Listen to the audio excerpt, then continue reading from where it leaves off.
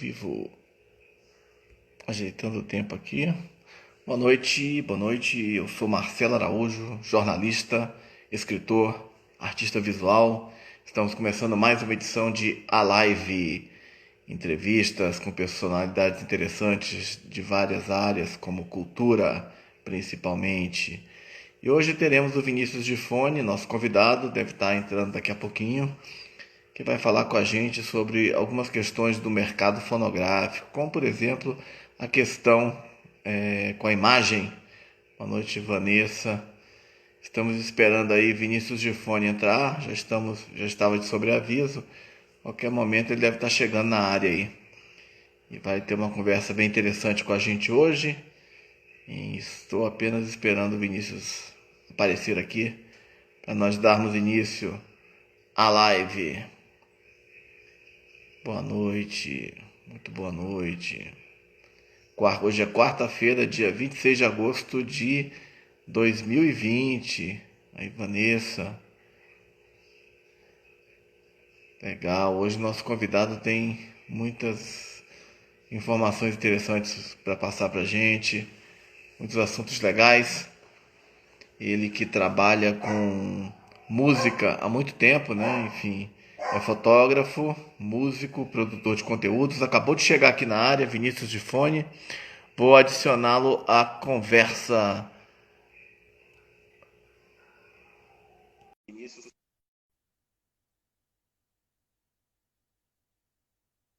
Joela, boa noite. Aí, Vinícius Gifone, muito boa noite, cara. Tudo bem? Grande Marcelo, tudo certinho? Seja, seja bem-vindo, direto do Rio de Janeiro, Vinícius Gifone, para conversar com a gente hoje sobre muita coisa legal aí do mundo da música. Como é que tá o Rio de Janeiro aí? Tá quente? Tá frio?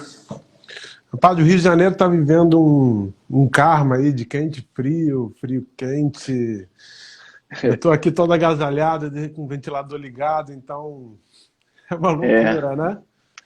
Brasília tá parecido também. Com Mas legal, certeza. Vinícius. Bom, em primeiro lugar, queria te agradecer por ter aceito o convite de participar com a gente hoje aqui para falar sobre o seu trabalho, muito rico, muito eclético, diversificado. Eu vou fazer uma breve apresentação do nosso convidado e aí eu vou passar a bola para ele da nossa conversa. Gente, o Vinícius Gifone, ele é fotógrafo, músico e produtor de conteúdos especializados no mercado fonográfico. Ele tem um berço super musical, já que ele é filho de um dos maiores instrumentistas brasileiros, músicos do país, que é o Adriano Gifone. Esteve ontem aqui com a gente conversando. E, enfim, ele é um dos contrabaixistas mais requisitados da música popular brasileira. Vinícius tem passagem pelo curso de fotografia no Ateliê da Imagem, no Rio de Janeiro, e é graduado em comunicação visual pela Escola de Belas Artes da Universidade Federal do Rio de Janeiro, a UFRJ. Atualmente trabalha com produção de conteúdos voltados ao mercado da música, principalmente como fotógrafo de apresentações ao vivo. Ele já registrou mais de 2.000 shows ao longo de mais de 10 anos de carreira. Junto ao canal Music Box Brasil, como produtor de locação, câmera e fotógrafo, estilo de diversas produções ao vivo, atuou com artistas como MV Bill no programa Hip Hop Brasil, Jorge Israel, que é o saxofonista do Kid Abelha, Zé Paulo Becker, que é músico do Trio Madeira Brasil, Detonautas, né, no programa Estúdio Mobile Space, também atrações internacionais como Frank Gambale, Andy Summers, grande guitarrista de jazz, mas que é muito lembrado por ser o ex-guitarrista da banda inglesa The Police. E o nosso convidado já foi indicado 3 vezes seguidas à final na categoria fotógrafo do Prêmio Profissionais da Música, da GRV Produções, no qual também recebeu moção de louvor em 2018 e 2019. Então, gente, eu vou passar agora a palavra para Vinícius Gifone. Vinícius, eu queria saber um pouco sobre esse seu berço musical, enfim, e também saber sobre o seu interesse pela fotografia, pela música, pela cultura, como é que surgiu, né? Como é que foi a sua formação? Fala um pouco pra gente. Boa noite. Bom, é um prazer estar recebendo aqui Marcelo Araújo, né? Agradeço aí. Exatamente há 24 horas atrás estávamos aqui, eu do lado de fora, agora eu vim para a cadeira aqui do entrevistado, né? Então, para mim é uma honra estar com vocês aqui. Cara, basicamente, eu nasci numa casa musical. né? Estou praticamente, desde que eu nasci, no mesmo endereço aqui no Rio de Janeiro. Recentemente me mudei com a minha companheira, enfim, mas estou trabalhando no mesmo lugar onde eu respirei música, onde eu escutei meus primeiros discos, onde eu escutei minhas primeiras aulas de contrabaixo sem tocar. Então, sempre de ouvido, né? Acordava de manhã, meu pai com o rádio ligado na MPB-FM, extinta MPB-FM, né? Não peguei nada antes dos anos 2000, mais ou menos, não me lembro de nada dessas coisas. Mas eu cresci com a discografia do meu pai. Então, bossa nova, instrumental, black music, Tower Power. Cara, eu ouvia tudo que era baixista de unha, né? Grande Luizão Maia, né? Cara que fez meu pai te viciar nessa unha maldita aí de indicador e média, né? Enfim, cresci ouvindo o que ele escutava. Criança, adolescente, meus 10, 11 anos. E mais ou menos aos 12 anos eu fui, digamos, contaminado pela TV. MTV, Multishow, tudo que passava pela distribuição da Globosat era o que estava em voga lá fora. Ou seja, eu tive muito contato com a música internacional, pop, né, hip hop principalmente, algumas coisas de rock independente pela MTV, né, que era um público bem forte, final dos anos 2000. E aí eu simplesmente comecei a fuçar essas bandas todas que eu não conhecia as bandas de rock, não sabia o que era, não chegava nada aqui, né? Era aquela coisa, era uma esponja, mas eu não tinha o hábito de procurar, né? Aí veio banda larga, internet, então ficou muito mais fácil de buscar informação, para quem já tem uma referência. Quem não tem referência, consome, né?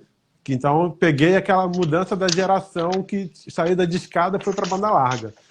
E foi aí quando eu comecei a conhecer as bandas de rock, né, que é um estilo que eu adoro até hoje. Enfim, eu conheci todas as vertentes, pelo menos, acredito eu, né, do clássico até o grunge, principalmente o rock grunge, que me marcou muito, né, muitas bandas que eu trabalhei aqui no Rio. E aos 14, 15 anos, eu fazia natação com dois irmãos músicos, guitarristas, que tinha uma banda chamada Espantalho e Torvo. Um belo dia, vamos lá, vamos ver um show e tal, aquela coisa toda. Eu falei, beleza. Era tipo você sair da estação central de Brasília, ir até Guará e voltar um pouquinho. São 40 quilômetros só para ver um show de uma banda de dois amigos, dois irmãos. E foi a primeira vez, em 2007, 2008, que eu tive contato com o mundo de bandas autorais aqui no Rio de Janeiro, né? Que eram bandas de garagem, bandas da maioria amadoras, né? Mas sabiam tocar, tinham composições, tinham materiais assim realmente originais. E assim, caramba, eu fiquei olhando, bicho, mas existe um underground assim de um lado e o mainstream do outro, né? Num dia eu estava no festival, no outro dia eu estava com Carlos Lira, Menescal, Banda Sá. No outro dia eu estava num lugar onde o piano não funcionava direito, o som do baixo comia tudo, um amplificador de 8 de 10, gigantesco, tipo, gabinete Marshall gigantesco, aquela coisa toda. Caramba, que mundo é esse, cara? Né? E eu sempre circulando nos dois, né? Do lixo ao luxo, o tempo todo, né? E olha que legal, você circular parecia uma coisa assim dificílima no Rio de Janeiro naquela época, né? A gente não tinha Uber, não tinha metrô funcionando de madrugada. Então, os acessos às casas realmente onde aconteciam esses lugares era difícil. Porém, parece que eu estava conhecendo uma cena de bandas independentes que estava começando a se impulsionar com Orkut, quem diria? Né? O comecinho das redes sociais no Brasil, lá fora já tinha MySpace, Bandcamp e tal, mas aqui estava entrando o Orkut como plataforma de divulgação de artistas novos, e lá fui eu, buscando 2009, 2008, 2009, e de repente eu estava de quarta a domingo, sem parar, em festivais de bandas, competições de bandas, que era o modelo que vendia na época, né? Os shows em que eu trabalhava, entre aspas, como plateia, né, com meu pai, aqueles camarins que eu sempre frequentei desde cedo, e, de repente, eu me via como plateia de algumas bandas independentes que eu nunca tinha ouvido falar na minha vida. Eu conheci nesses festivais, eu pagava ingresso, não, eu vou ver esses caras. Assim, nunca vi na TV, nunca vi no mainstream, né? Mas a gente dizia. E, cara, de repente, 2009, 2010, eu tava assim, conhecendo. Por festival era uma média de 30, 60 bandas que aí iam te enfrentando, né? Voto popular, jurado, não sei o quê. De repente, as fases finais era uma casa noturna mais legal, né? E paralelo a isso, eu cheguei àquela decisão, vou fazer faculdade de quê, né? Imagina, vivi a música, mas não quero viver a música. Já trabalhava com vídeo, já fazia algumas coisinhas assim de internet. Eu sou um nerd assumido aqui, joguei muito RPG online, então editava muito vídeo. E sempre brinquei com trilhas sonoras, né? Quem diria, né, Marcelo? Passei ouvindo minha vida toda escutando música e encontrava as músicas para associar imagens, associar momentos, né? Clímax. Então, era uma brincadeira, tornou uma loucura que eu faço hoje, né? E então, assim, esse comecinho foi complicado, porque eu tinha que decidir qual era o mercado que eu ia começar, né? Mas, como eu estava começando, e eu não queria usar o nome do meu pai, eu tinha esse orgulho. Enfim, né? Filho único, imagina. Então, como é que a gente faz, né? A pessoa chegava assim para mim, e aí, pô, você tá tocando? Eu com 13 anos. Aquela carinha de criança, né? E de repente, eu tocava assim. Tocava flauta, tocava violão, contrabaixo arranhava um pouquinho, mas eu não me apresentava como músico porque eu tinha muita vergonha, né? Imagina você ser filho de um cara como o Adriano Gifone que não toca, né? Então foi um dilema assim que com meus 16, 17 anos eu passei e me lembro até hoje da agonia que era. Então eu acabei decidindo seguir os meus sonhos, porque meu pai chegou para mim, talvez quem teve ontem, né, sobre a história. Meu pai não fez nenhuma graduação em música. Ele não é bacharel. Ele chegou para mim, o Vinícius, cara, faça design, faça comunicação, pô. Nem eu fiz faculdade de música. Então, quebrou aquela objeção, né, de ser formado em música para ser músico, né? Então, segui toda a minha formação de visual, fotografia. Comecei fotografando os eventos, digamos assim, da Banda do Síndico, né? Eu fui nos primeiros shows da Banda do Síndico em 2005, 2006. Eu era aquele garoto que comia toda a comida do camarim, que invadia as vans de viagens. E eu era sempre a única pessoa do lado de fora, às vezes. Só tinha um motorista e eu. A banda era meio autogerenciável, né? Então eu registrei alguns shows assim, como em Guarani, Minas Gerais, fiz algumas coisas assim muito amadoras e essa profissão amadora tornou o meu ofício de hoje. É uma coisa que eu levo desde praticamente 2009, mais ou menos, né? Então, o começo foi assim, foi registrando como plateia de uma coisa que eu fui descobrindo, o mercado que eu fui descobrindo, ele não conhecia esse nicho de bandas autorais.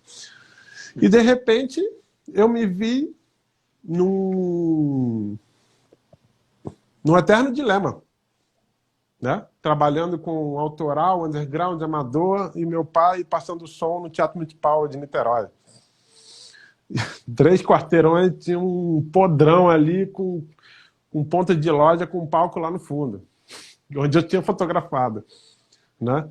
Inclusive, várias casas muito interessantes de Niterói, né? O próprio Convés, de Boc 35, tive uma história muito boa naquele pedacinho ali no cantinho ali da Cantareira, né? Quem quiser conhecer o Pedro de Luna, né? Indico aí um grande jornalista, né? Biógrafo e tal. E da fotografia fui para a comunicação visual, né? Que era a base de tudo que eu faço hoje. Só que eu não tinha como conceituar, não entendia sobre cor, não entendia sobre imagem. Eu sabia fotografar o momento, a coisa mecânica. E eu precisava embasar de conteúdo. Busquei a comunicação na Escola de Belas Artes, era a minha principal referência aqui no Rio de Janeiro. Eu era um promissor designer de automóveis frustrado. Eu era fanático por carros de conceito, fazia um desenho de tal, não, vou fazer desenho industrial. Aí, infelizmente, não consegui.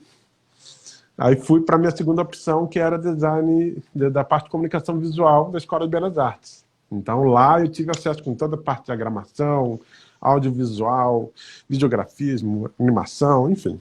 E embasou todo o conhecimento que eu aplico hoje, conceitualmente, né, teoria, teórico de saber o que está fazendo, mas eu apliquei para o fotojornalismo. Ou seja, a criação artística da imagem que um fotojornalista do Jornal Globo, do Correio Brasiliense, faria de um show do Roberto Menescal, 80 anos CCBB. Só que eu faço a foto para o jornal e a foto para a minha galeria de arte.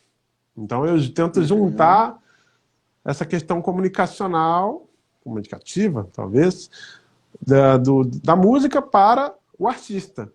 Né? Porque eu comecei a direcionar o trabalho para o músico, não para o grande público apenas, entendeu? Então eu fui acreditando nisso e pela minha percepção da música instrumental, né? Que foi a minha base de formação. Então, basicamente, eu juntei o conhecimento da música que eu escutei minha vida toda para trabalhar no palco. Então, pegava uma banda, eu já sabia as subdivisões, isso aqui é o A, isso aqui é o B, isso aqui é o refrão, tem um solo, o solo vai acontecer naquele momento ali, vai te repetir. Isso era muito nítido na minha cabeça. Eu fotografava o show como se alguém fosse tocar. E isso não era tão bem compreendido pelo mercado independente, porque nunca tiveram um trabalho de comunicação, muito menos com alguém que era da própria música. Era sempre um cara que fotografava casamento, um primo que sabia fotografar, tinha uma câmera boa. Mas não era necessariamente alguém da música trabalhando para a música. Então eu visualizei uma lacuna aí, cara. No Rio de Janeiro, eu vi muitos poucos colegas quando eu comecei, porque tem muito pouca demanda por conteúdo, mas teve duas pessoas muito especiais na minha vida que eu pude conhecer quando eu estava começando, que é o Luringa, né, o Lourenço, lá de São Paulo, que é um cara que trabalhava com o nicho independente, bandas de rock independentes. O César Ovalle trabalhou muito com a banda NX Zero, né, do Di Ferreiro, produção lá da Midas, né? E, de repente, eu conheci a referência da minha vida, que é Marcos Hermes. Marcos Hermes é um dos maiores fotógrafos assim, da atualidade, quase 30 anos de carreira, e ele tinha justamente essa coisa, ele é batera, músico, entendeu? Fãzaço de João Baroni, trabalhou com Paralamas muitos anos e tal, trabalhou com todo o catálogo da Universal desde 97, imagina, Universal, né? Universal Music, é muita gente, cara. Pô, muita gente. E foi um cara que eu conheci através de uma revista, Fotografe Melhor, indico para todos aí, e uma matéria que mostrava sobre a relação que ele tinha com os artistas. Opa, não estou sozinho. Foi a luz que eu precisava, né? E, poxa, virou um amigo pessoalíssimo. Lançou um livro chamado Brasileiro, muito legal. Inclusive tem um exemplar, participei do crowdfunding. E, enfim, tive referências do fotojornalismo para a música. Depois eu descobri que esses caras eram fotógrafos musicais. Não apenas trabalhavam para jornal ou para agências. Eles trabalhavam para os artistas. E isso, com a demanda de audiovisual, pô, todas as câmeras filmavam. Comprei a minha primeira câmera que filmava em 2011 e fui embora. Né? Trabalhei com muitas bandas instrumentais, grupos assim que acompanhavam artistas grandes e gravavam os seus CDs. E eu era aquele garotinho dos anos 90, pequenininho, de 8 anos, e que tornou um cara que entende o que ele faz, entende a música, entende tudo, entende o solo, corte de câmera. Falei, caramba, achamos a pessoa que entende o que ele está fazendo. Parecia uma coisa tão óbvia para mim, mas para os outros não era. E veio, pô, Music Box Brasil, né? Em 2011 veio a lei da TV paga, da Antini, abriu todos esses canais novos que a gente tem aí. E a Box Brasil, de Porto Alegre, abriu o Music Box Brasil, que abriu, assim, um conteúdo super legal para bandas independentes, de um espaço de grade em TV, em horário nobre. Olha que beleza. Né? O que eu via só no Multishow, que era só gringo, agora eu estava vendo uma banda que tocou aqui, no Teatro Odisseia. Olha que legal. E para isso, precisava de produtoras, precisava de material, precisava de conteúdo e o mercado girou. E eu era muito próximo, ainda sou muito próximo à época, né? Em 2012, estava trabalhando com a banda Mazeron, do próprio Márcio Mazeron, atual diretor do Music Box Brasil. E ele confiou meu trabalho e me permitiu desenvolver todas essas habilidades para a música, para capturas ao vivo, né, com multicâmeras, uma parceria com a Inova TV, do Jodelli. E Jodelli Lascia, né, grande Jodelli Lascia, grande videografista, cinegrafista, enfim. E a partir dessa experiência com a TV, eu juntei todo o conhecimento que eu tinha para aquele comecinho das redes sociais, né? 2013, 2014, Instagram lançando. Ainda não tinha esse lance do instante, né? Era produção DVD. Aí do DVD passou a ter um conteúdo ao vivo, de repente, enfim, virou um trabalho assim, o cara está ensaiando, tem um vídeo dele ensaiando.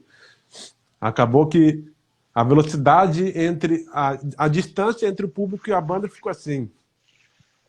Hoje você tem Instagram, melhores amigos, o cara tá aqui fazendo uma live, tá aqui, melhores amigos, um fã-clube.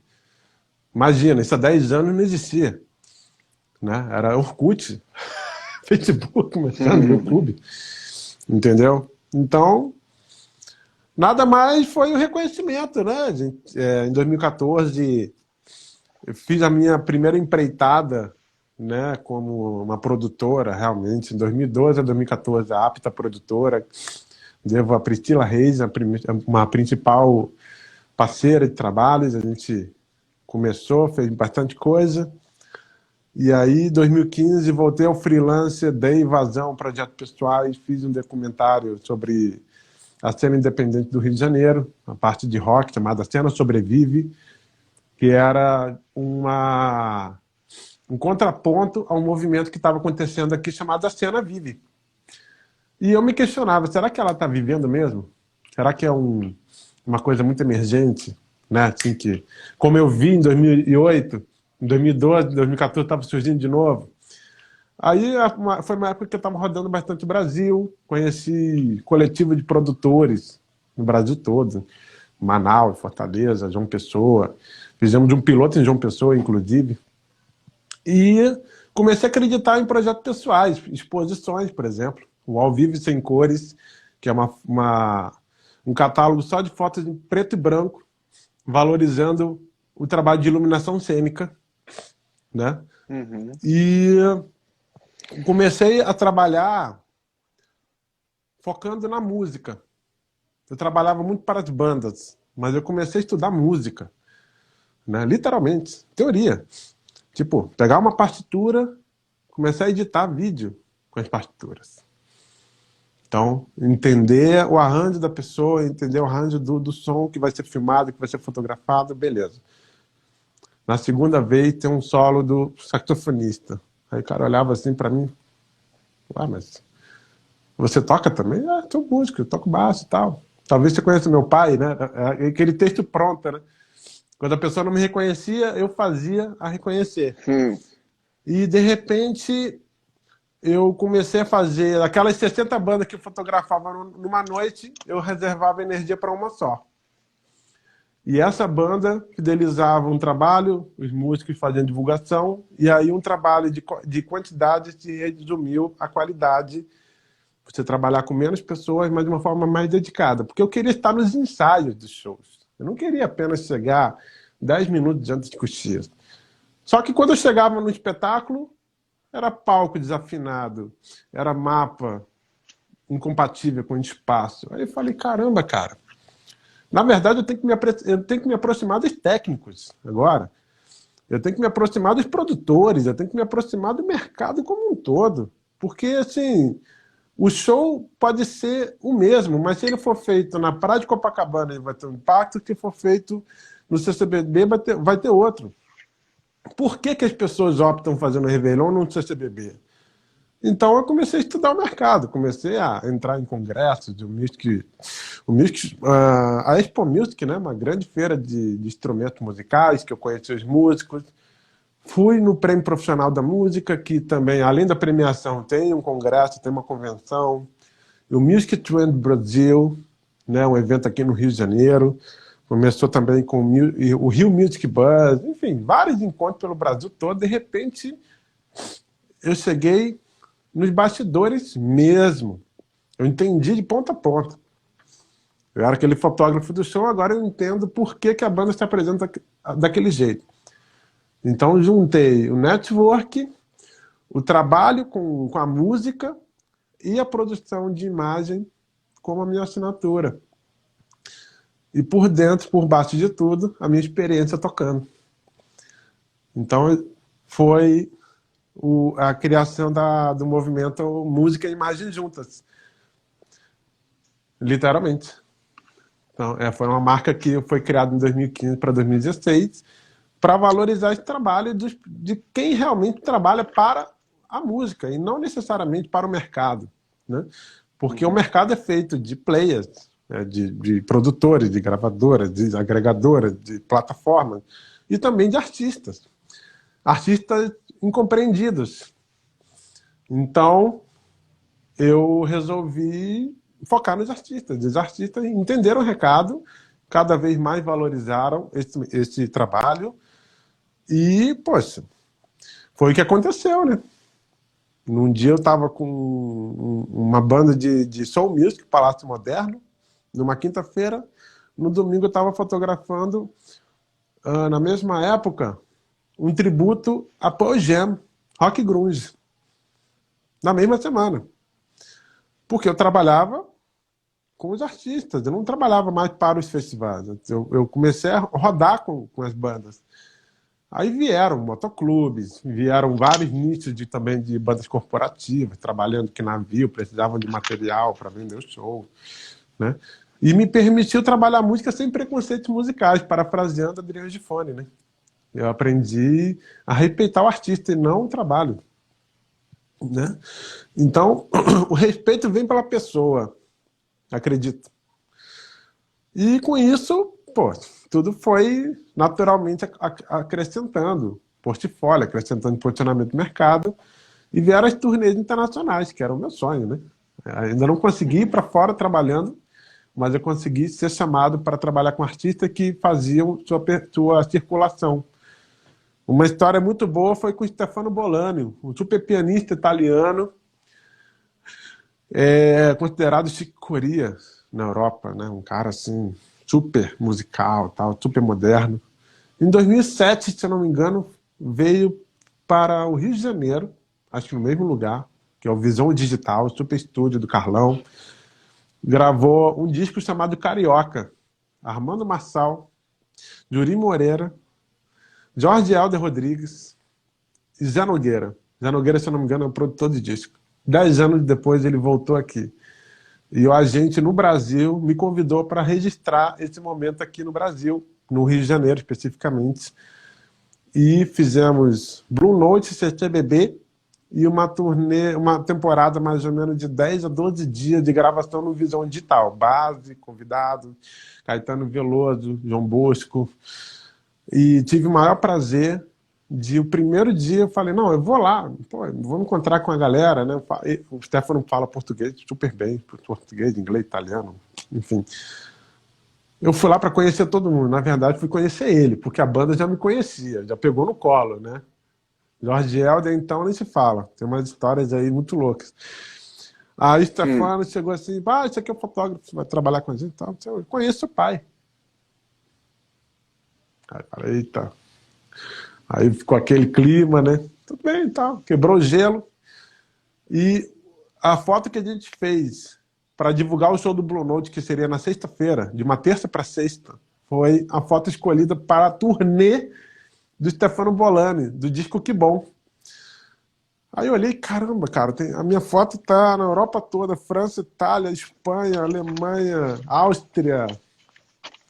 tudo, divulgação dos cartazes e tal. Nossa, aí foi assim um baque, né? Seu trabalho foi pro mundo, né? Então, poxa, aquele cara que começou com a banda de garagem em 2007, quando você vê isso, né? Trabalhar com a circulação do seu material, do seu nome, isso é muito bom. Então, enfim. E 2017 foi um ano bem legal que aconteceu uma coisa bem interessante. Foi quando eu conheci o clã dos Farias, né? Nelson Farias, o Nelsinho, Juliana, todo mundo, café lá em casa. Meu pai foi gravar o programa Um Café Lá em Casa, um canal começando, 1 ano e meio, no máximo. Era isso aqui, mas já tinha uma equipe muito dedicada. E eu olhei para aquilo ali, para aquele trabalho em família, eu falei, pai, nós vamos fazer isso aí. Eles fazem na Copa da Cozinha. Pelo amor de Deus, né? Não precisamos de um estúdio para isso. Precisamos das pessoas. E aí veio aquele baque, né? Cara, eles estão construindo uma escola online. E a gente tem aqui 5 ou 6 livros, métodos aplicados.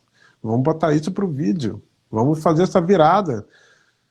E a partir de 2017 para 2018, eu foquei todo o meu trabalho, quase todo, para o Adriano Gifone, meu pai, né? Foquei todo o trabalho para ele e estou desenvolvendo isso desde então, mas não me impediu de trabalhar com outros artistas. Mas eu queria trabalhar com poucas pessoas, mas de uma maneira mais dedicada para eu ter tempo para os projetos de casa. Então, abri mão um pouco daquele volume, mas chegou num momento que, pô, não, agora eu tenho que trabalhar com a prata da casa. Porque se não der, se não ter tempo de divulgação, tempo de dedicação, a coisa não anda, né? E, poxa, E esse tive o maior trabalho com prazer. seu... Oi? Desculpa te interromper. Esse trabalho com seu pai, o que você tem desenvolvido? Enfim, conta pra gente aí. Esse Cara, trabalho com o Adriano. é um trabalhão, viu? Imagina, eu contei aqui na minha cabeça rapidamente 7 livros. Só que assim, não são 7 obras diferentes, né? Não são 7 métodos, são basicamente 2 métodos em 2 volumes e livros específicos e tal. Como transformar isso numa coisa acessível para todo o mundo, literalmente, né? Porque a publicação editorial ele é limitada, né? Então a gente fez um projeto assim, vamos passar para o audiovisual, né? E o primeiro desafio foi entender sobre o mercado digital, o marketing digital, né? Eu aprendi, digamos, produzindo para outros que lançavam. Agora sou eu que estou lançando o Expert Adriano Gifone. E agora? Como é que funciona isso? Eu sei que é uma coisa explosiva, mas como operar? Como fazer direito? Fazer a vera mesmo. Então, cara, comecei a estudar, comecei a pesquisar, comecei a ver métodos, comecei a ver estudos sobre lançamentos digitais e começamos a filmar todos os livros, todos os métodos e livros de estudo já testados, já vendidos, para que, de uma forma, esse material atingisse outras pessoas sem estoque, sem limites, sem frete. Simplesmente um login, uma senha e o cara estuda. Né? Qualquer pessoa no mundo pode estudar com Adriano Gifone. E essa era a meta que a gente tinha. E assim, se dependesse da humildade dele, da posição super altruísta dele, se doar, né? De ficar uma aula de 50 minutos, de repente dá 1h20, ele ainda está lá com o aluno. Né? Ele gosta de fazer isso. Só que ele precisava transformar esse trabalho que ele fazia com muito amor em dinheiro. E eu fui essa pessoa responsável por esse trabalho que nós estamos engateando agora. Né? Estamos fazendo os lançamentos dos cursos. E em 2018 nós fizemos um DVD, né? O DVD Caminho do Som, de Adriano Gifone. Ainda está inédito. Nós fizemos só um lançamento da música por Menesca, porque em 2018 Roberto Menescal, grande mito da bossa nova, grande ícone da nossa música, fez 80 anos. E eu participei do projeto Roberto Menescal 60 anos, Dia do Sol, se eu não me engano. Não lembro o nome do projeto em si, mas fotografei esse CCBB aqui no Rio de Janeiro. E a gente lançou para o Menesca no dia do show que a gente fez no Rio de Janeiro. E é um DVD super legal, todo instrumental, com uma banda daqui, uma banda que acompanhou muitos anos. Ainda estamos aí, estamos preparando um super lançamento aí para TV e tal, internet. Mas, enfim, em 2018 coexistiu o meu trabalho com a música, né, tocando com Volkswagen, um trabalho de folk rock bem legal. E eu fiz essa transição para trabalhar com o meu pai e, ao mesmo tempo, tocando, experimentando o palco pela primeira vez, né? E aí eu fechei a última lacuna que faltava, ser o artista.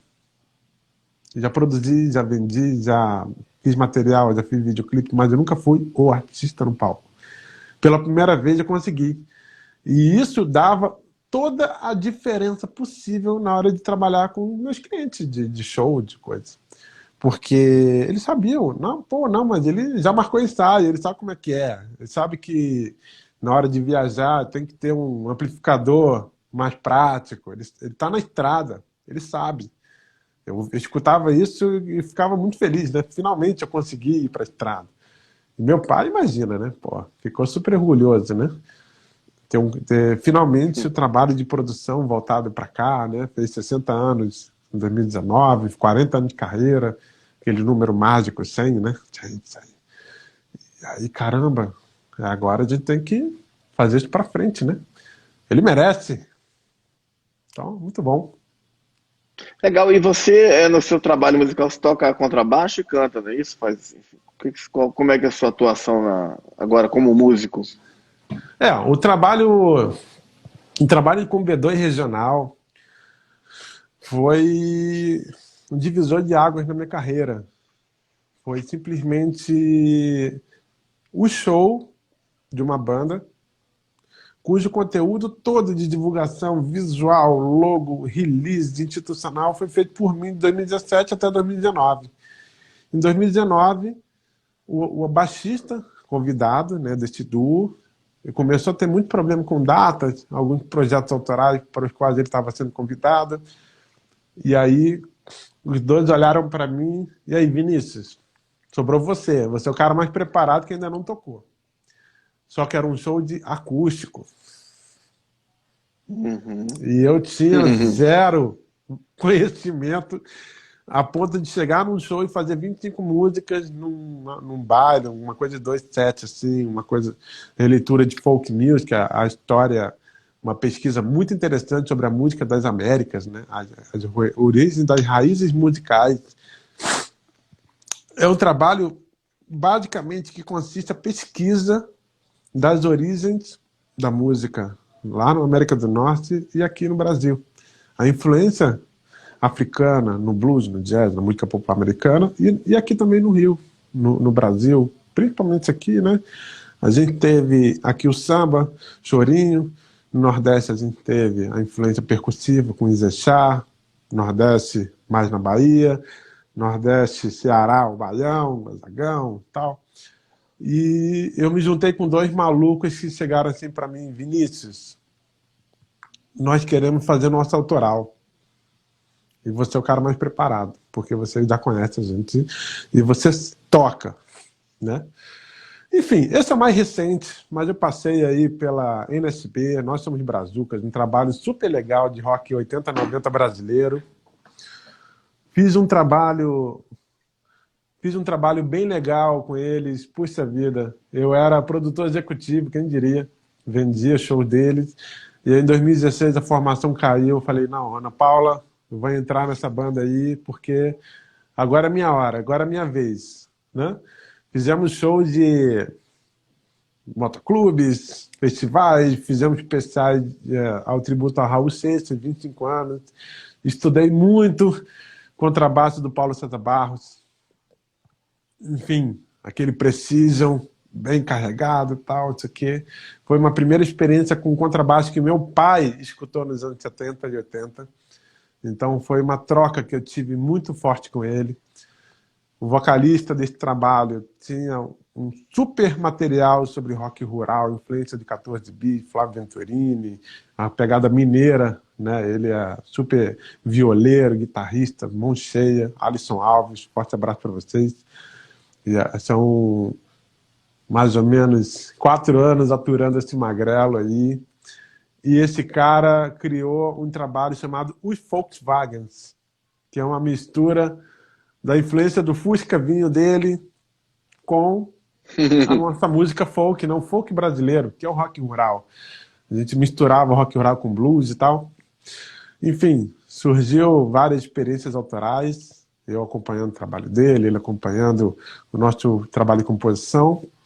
E no meio dessa loucura toda veio B2, que entrou com o pé na porta, já temos exposição internacional, acabamos de ser classificado no festival Toca Que Eu Te Escuto, saiu o resultado agora com o Sérgio Brito, né, o tecladista Parabéns. Titã. Estamos seguindo Parabéns. aí, primeira fase, né? Enfim, mas fizemos 1 ano de show de festivais de blues, festivais temáticos bem legais pela região sudeste aqui, principalmente no Grande Rio. Não conseguimos sair ainda, São Paulo, Minas, Espírito Santo. E, cara, estamos aí investindo tanto na produção do próprio conteúdo, porque a banda se aparece como uma dupla, e eu como músico convidado. Então eu estou sempre olhando para os dois, estou sempre fotografando os dois, sempre filmando os dois. Então eu estou mais fora e mais dentro possível.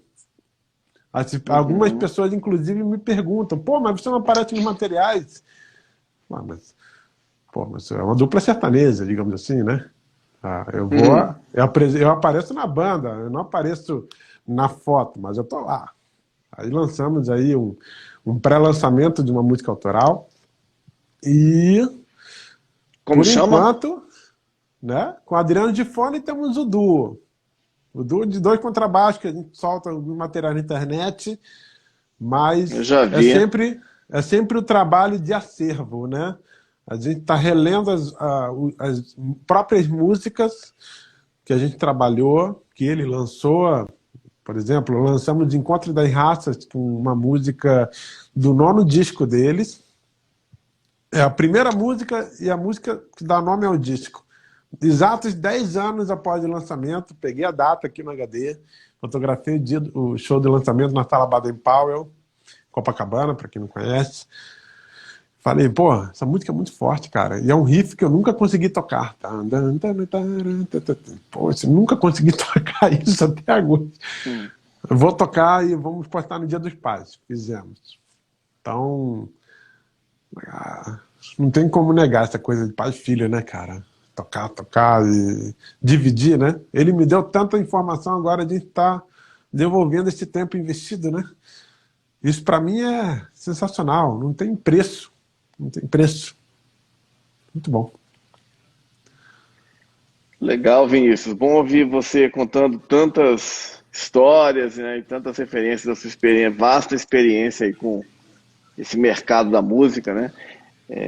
Enfim, desde o underground, né, ao instrumental, e é interessante ver como você tem essa visão geral, né, universal da música, né, das diversas tendências, mas também de como acontece todo o processo produtivo, né, enfim.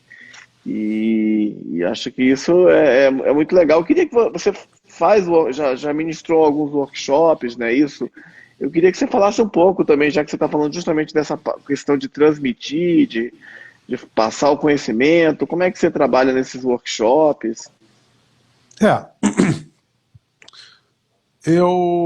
Durante a minha passagem pela Escola de Belas Artes da UFRJ, eu conversei com alguns professores sobre a ideia de montar uma espécie de uma incubadora dentro da própria universidade que reunisse profissionais criativos que soubessem trabalhar com uma imagem de semiótica, que é um estudo, né, de percepção sensorial, enfim. E a minha aplicação desse trabalho era muito intrínseca à música. Eu trabalhava, eu escuto um disco, eu tenho uma referência de memória visual que foi feita por outros profissionais que eu não conheci. Então, ou seja, é sempre uma questão, né, retroalimentada, né? E falo, isso aqui tem uma certa visualidade, né, sonora, vibração, enfim. Esse trabalho é passado para um referencial do mercado, vamos supor, rock grunge, quadriculado, camisa de flanela, né? Sempre uma questão muito fria, vem de Seattle, né? Estados Unidos, né? Quase lá no Canadá, tem todo um histórico de música de protesto, né? De 90, de anos 80 para 90, né? Enfim, de repente você cria uma identidade visual baseada em todos esses elementos que são inerentes ao estilo musical daquela música, daquele CD, deste projeto. A capacidade de juntar todos esses elementos de comunicação era uma proposta que eu estava levando para futuros colegas meus, futuros estagiários, ou coisa do tipo da minha produtora, que eu tinha em 2014. A produtora parou, eu saí da Apta, mas comecei a desenvolver essa ideia, comecei a pesquisar e tal. Quando veio o movimento Música e Imagem Juntas, eu simplesmente falei, cara, tem pessoas que querem trabalhar com o mercado da música, querem trabalhar com o audiovisual, querem trabalhar com a imagem, mas não tem a ponte. Simplesmente não sabem como se dirigir aos artistas, aos clientes, a parte corporativa do negócio e a parte artística de trabalhar um videoclipe. Hoje o mercado é audiovisual. Era áudio até a década de 70. De lá para cá veio videoclipe, cinema e tal. 50 anos depois, um artista que não se lança com vídeo é um artista que morre, infelizmente. Nem que esse vídeo tenha uma foto, mas se não for no formato vídeo, ele tem um alcance de redes sociais muito menor. Então, o mínimo formato de vídeo é necessário. Imagine transmitir isso para um cara que está saindo de uma universidade ou de um curso técnico de design, de comunicação, mas chega no mercado que você precisa, além de entender técnica de produzir a imagem, você tem que interpretar o som, entender de música. E não, essa conta não fecha, porque não há uma metodologia tão canalizada para isso. Então, eu simplesmente sentei e comecei a escrever um programa de um workshop que falasse exatamente como eu faço. Uhum. Só que assim, eu não podia segmentar esse conhecimento para quem teve o mesmo berço musical, a mesma sala que eu escutei rádio aqui todos os dias, né? Eu tinha que generalizar isso, mas de uma forma que eu transformasse música em matemática. A pessoa não entende compasso, mas a pessoa sabe o que é isso aqui. Ela sabe, ela entende a pulsação. Se ela entender a pulsação, ela pode separar em compassos, em barras. Essas barras estão atreladas ao segundo, tempo, compasso. Opa, segundo eu entendo. Está lá na minha planilha de edição. Começa no 0 e vai até o 10. Do 0 até o 10 eu posso ter 2, 4, 5 compassos. Eu divido a minha música. Aí, de repente, isso vira uma metodologia para otimizar edições de vídeos musicais. Isso foi colocado num workshop que eu estou oferecendo para escolas técnicas. Inclusive, estou começando hoje a primeira produção de conteúdo.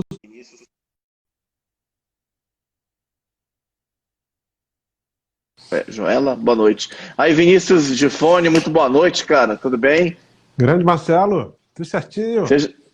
Seja bem-vindo, direto do Rio de Janeiro, Vinícius Gifone, para conversar com a gente hoje sobre muita coisa legal aí do mundo da música.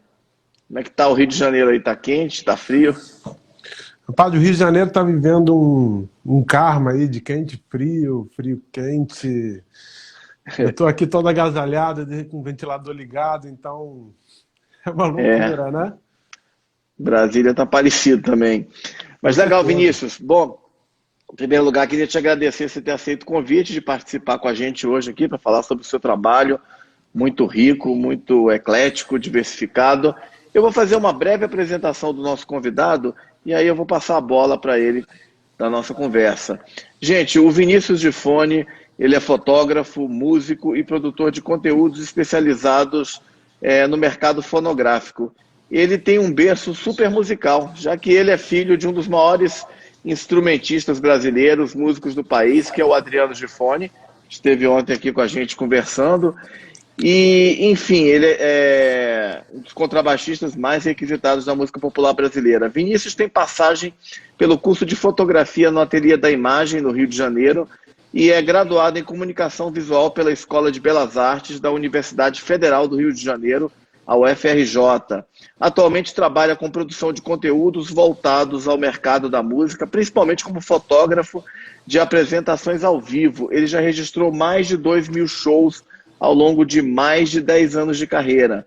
Junto ao canal Music Box Brasil, como produtor de locação, câmera e fotógrafo, estilo de diversas produções ao vivo, atuou com artistas como MV Bill no programa Hip Hop Brasil, Jorge Israel, que é o saxofonista do Kid Abelha, Zé Paulo Becker, que é músico do Trio Madeira Brasil, Detonautas, né, no programa Estúdio Mobile Space, também atrações internacionais como Frank Gambale, Andy Summers, grande guitarrista de jazz, mas que é muito lembrado por ser o ex-guitarrista da banda inglesa The Police. E o nosso convidado já foi indicado 3 vezes seguidas à final na categoria fotógrafo do Prêmio Profissionais da Música, da GRV Produções, no qual também recebeu moção de louvor em 2018 e 2019. Então, gente, eu vou passar agora a palavra para Vinícius Gifone.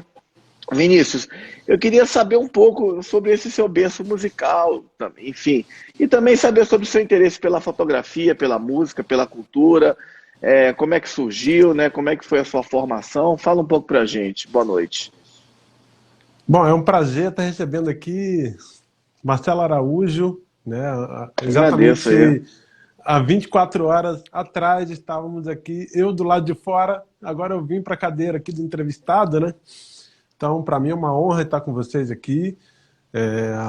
Cara, basicamente, eu nasci numa casa musical, né? Estou praticamente, desde que eu nasci, no mesmo endereço aqui no Rio de Janeiro. Recentemente me mudei com a minha companheira, enfim, mas estou trabalhando no mesmo lugar onde eu respirei música, onde eu escutei meus primeiros discos, onde eu escutei minhas primeiras aulas de contrabaixo sem tocar. Então, sempre de ouvido, né? Acordava de manhã, meu pai com o rádio ligado na MPB FM, extinta MPB FM, né? Não peguei nada antes dos anos 2000, mais ou menos, não me lembro de nada dessas coisas, mas eu cresci com a discografia do meu pai. Então, bossa nova, instrumental, black music, Tower of Power, cara, eu ouvia tudo que era baixista de unha, né? Grande Luizão Maia, né? Cara que fez meu pai te viciar nessa unha maldita aí de indicador e média, né? Enfim, cresci ouvindo o que ele escutava. Criança, adolescente, meus 10, 11 anos. E mais ou menos aos 12 anos eu fui, digamos, contaminado pela TV. MTV, Multishow, tudo que passava pela distribuição da Globosat era o que estava em voga lá fora. Ou seja, eu tive muito contato com a música internacional, pop, né, hip hop principalmente, algumas coisas de rock independente pela MTV, né, que era um público bem forte, final dos anos 2000. E aí eu simplesmente comecei a fuçar essas bandas todas que eu não conhecia as bandas de rock, não sabia o que era, não chegava nada aqui, né?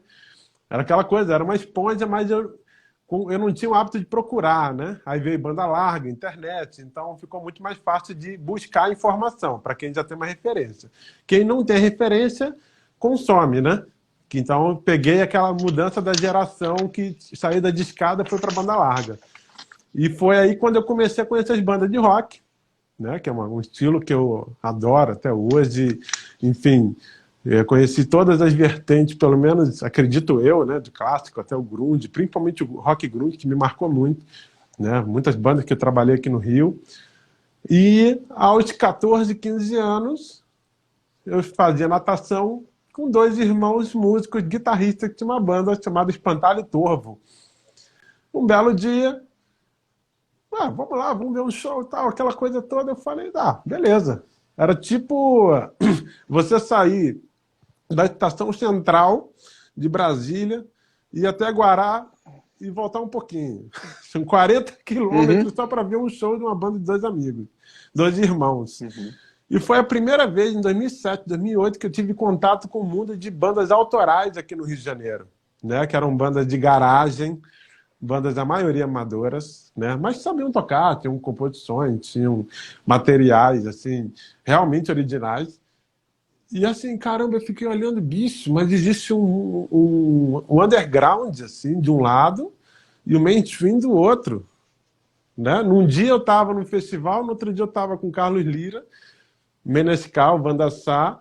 No outro dia eu estava num lugar onde o piano nem funcionava direito, o som do baixo comia tudo, um amplificador de 8 de 10, gigantesco, tipo, gabinete, marcha, gigantesco, aquela coisa toda. Caramba, que mundo é esse, cara?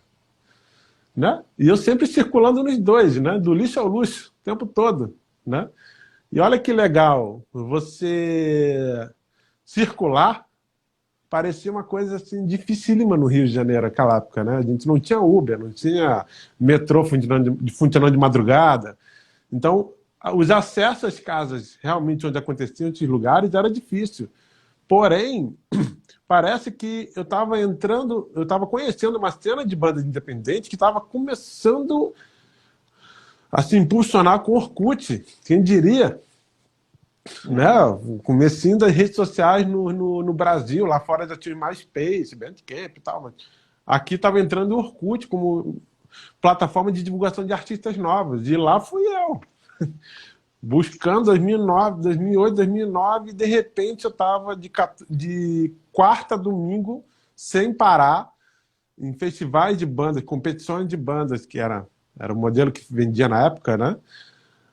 Os shows em que eu trabalhava, entre aspas, como plateia, né, com meu pai, aqueles camarins que eu sempre frequentei desde cedo, e, de repente, eu me via como plateia de algumas bandas independentes que eu nunca tinha ouvido falar na minha vida. Eu conheci nesses festivais, eu pagava ingresso, não, eu vou ver esses caras, assim, nunca vi na TV, nunca vi no mainstream, né, como a gente dizia. E, cara, de repente, 2009, 2010, eu estava assim, conhecendo. Por festival era uma média de 30, 60 bandas que aí iam te enfrentando, né? Voto popular, jurado, não sei o quê. De repente, as fases finais era uma casa noturna mais legal, né? E paralelo a isso, eu cheguei àquela decisão: vou fazer faculdade de quê, né? Imagina, vivi a música, mas não quero viver a música. Já trabalhava com vídeo, já fazia algumas coisinhas assim de internet. Eu sou um nerd assumido aqui, joguei muito RPG online, então editava muito vídeo. E sempre brinquei com trilhas sonoras, né? Quem diria, né, Marcelo?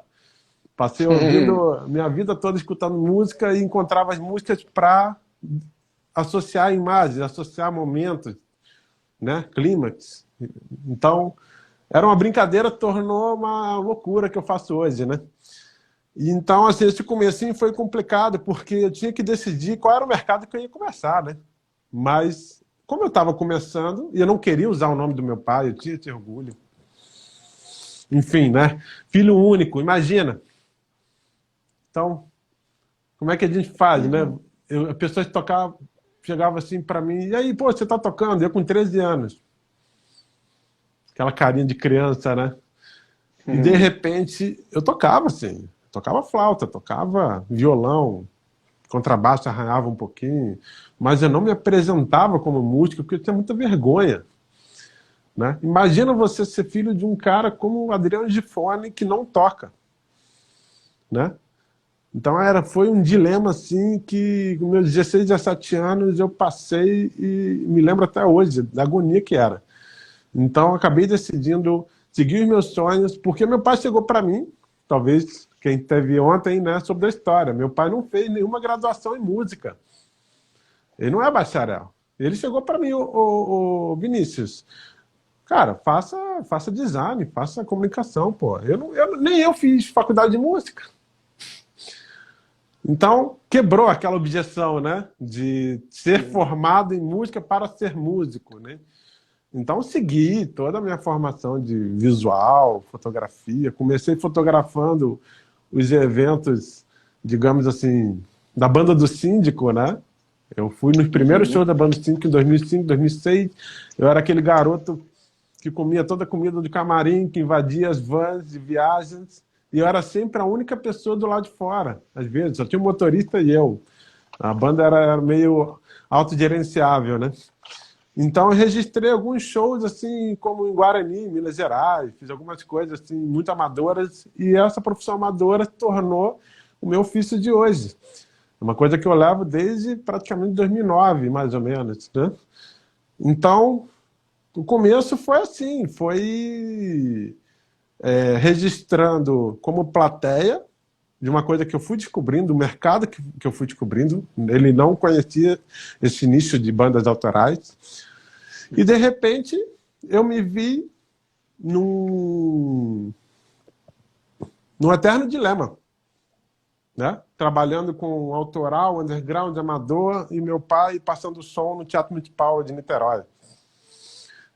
3 quarteirões, tinha um podrão ali com ponta de loja, com um palco lá no fundo, onde eu tinha fotografado, né? Inclusive, várias casas muito interessantes de Niterói, né? O próprio Convés, de Box 35, eu tive uma história muito boa naquele pedacinho ali no cantinho ali da Cantareira, né? Quem quiser conhecer o Pedro de Luna, né? Indico aí um grande jornalista, né? Biógrafo e tal. E da fotografia fui para a comunicação visual, né? Que era a base de tudo que eu faço hoje. Só que eu não tinha como conceituar, não entendia sobre cor, não entendia sobre imagem. Eu sabia fotografar o momento, a coisa mecânica. E eu precisava embasar de conteúdo. Busquei a comunicação na Escola de Belas Artes, era a minha principal referência aqui no Rio de Janeiro. Eu era um promissor designer de automóveis frustrado. Eu tentei, era fanático por carro de conceito, fazia um desenho de tal, não, vou fazer desenho industrial. Aí, infelizmente, não consegui. Aí fui para a minha segunda opção, que era design da parte de comunicação visual da Escola de Belas Artes. Então, lá eu tive acesso com toda a parte de diagramação, audiovisual, videografismo, animação, enfim. E embasou todo o conhecimento que eu aplico hoje, conceitualmente, né, teórico de saber o que está fazendo, mas eu apliquei para o fotojornalismo. Ou seja, a criação artística da imagem que um fotojornalista do jornal Globo, do Correio Brasiliense, faria de um show do Roberto Menescal, 80 anos CCBB. Só que eu faço a foto para o jornal e a foto para a minha galeria de arte. Então eu tento juntar essa questão comunicativa, talvez, da música para o artista. Né? Que eu comecei a direcionar o trabalho para o músico, não para o grande público apenas, entendeu? Então eu fui acreditando nisso e pela minha percepção da música instrumental, né? Que foi a minha base de formação. Então, basicamente, eu juntei o conhecimento da música que eu escutei minha vida toda para trabalhar no palco. Então, pegava uma banda, eu já sabia as subdivisões. Isso aqui é o A, isso aqui é o B, isso aqui é o refrão, tem um solo, o solo vai acontecer naquele momento ali, vai te repetir. Isso era muito nítido na minha cabeça. Eu fotografava o show como se alguém fosse tocar. E isso não era tão bem compreendido pelo mercado independente, porque nunca tiveram um trabalho de comunicação, muito menos com alguém que era da própria música. Era sempre um cara que fotografava casamento, um primo que sabia fotografar, tinha uma câmera boa. Mas não era necessariamente alguém da música trabalhando para a música.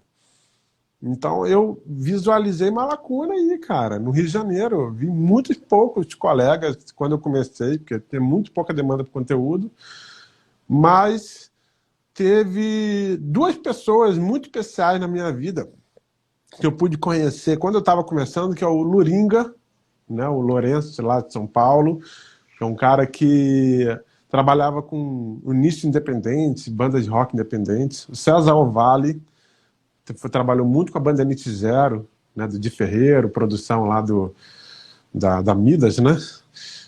E, de repente, eu conheci a referência da minha vida, que é Marcos Hermes.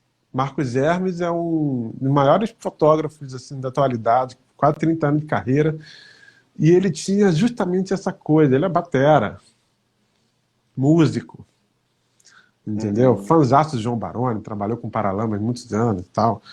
Trabalha com todo o catálogo da Universal desde 97, imagina, Universal, né? Universal Music, é muita gente, cara. Uhum. Pô, muita gente.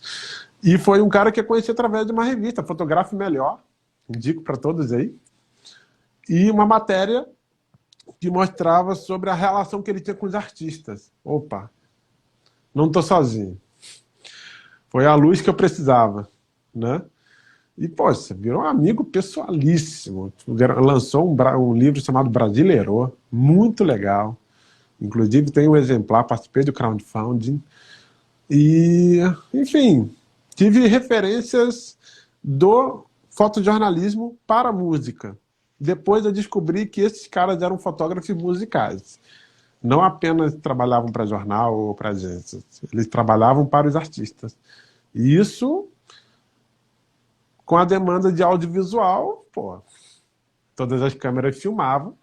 Comprei a minha primeira câmera que filmava em 2011 e fui embora. Né? Trabalhei com muitas bandas instrumentais, grupos assim que acompanhavam artistas grandes e gravavam os seus CDs. E eu era aquele garotinho dos anos 90, pequenininho, de 8 anos, e que tornou um cara que entende o que ele faz, entende a música, entende tudo, entende o solo, corte de câmera. Falei, caramba, achamos a pessoa que entende o que ele está fazendo. Parecia uma coisa tão óbvia para mim, mas para os outros não era. E veio, pô, Music Box Brasil, né? Em 2011 veio a lei da TV paga, da Antini, abriu todos esses canais novos que a gente tem aí. E a Box Brasil, de Porto Alegre, abriu o Music Box Brasil, que abriu, assim, um conteúdo super legal para banda independente, de uns passos de grade em TV, em horário nobre. Olha que beleza. Né?